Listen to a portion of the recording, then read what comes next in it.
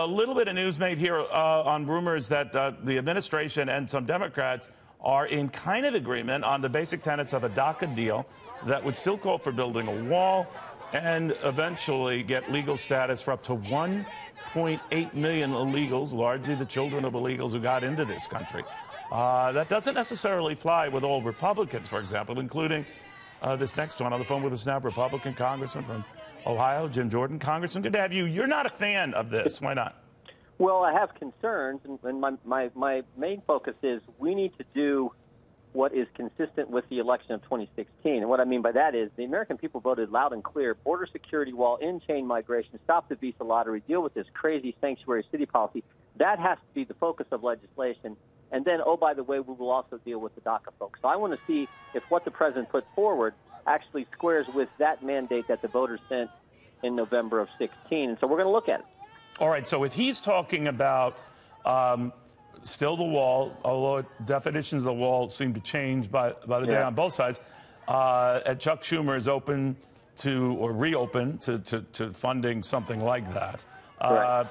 Could you live with that, even though it would call for eventual legalization, citizenship for up to 1.8 million of these folks? Like I said, I think a number of conservatives are going to have real concerns with it. It's much better, obviously, than Graham Durbin. Graham Durbin was basically amnesty for the folks who came here illegally, expand that to approximately the 2 million number that the president's talking about, but do very little on border security, which, again, I think is just opposite of what the people elected us to do. You know, I always say we make this job too difficult. Our job, it should be real basic.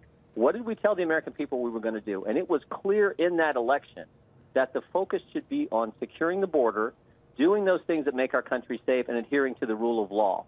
So let's make sure whatever legislation we come up with is much closer to that than what Graham Durbin has. And I tell you where we should start is the bill that Chairman Goodlatte has introduced in the House that's been worked on by Congressman Labrador and others. That is a good piece of legislation. I know that legislation is consistent with what the American people sent us to accomplish.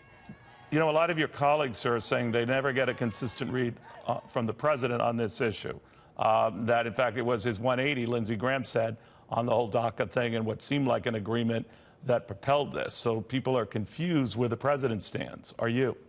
No, I think the president, this is an issue that I think helped win him the nomination, certainly in the Republican primaries. Well, he's reversed his position on DACA, if that's the case, from the one he espoused during the election. He's also, Neil, been very clear on border security wall, on chain migration, and we just need to make sure we do those things, and the chain migration that is in the legislation actually is stopping this unlimited flow of folks who come once someone gets here. So that to me is the key. If you look at the Goodlatte legislation, what I hope happens is next week when we go back into session, we pass that in the House and we put down the marker. This is the standard where we should focus. And if we're going to move, we're not going to move very far from that piece of legislation. Because, again, and I keep coming back to this, but I'm convinced this is the case.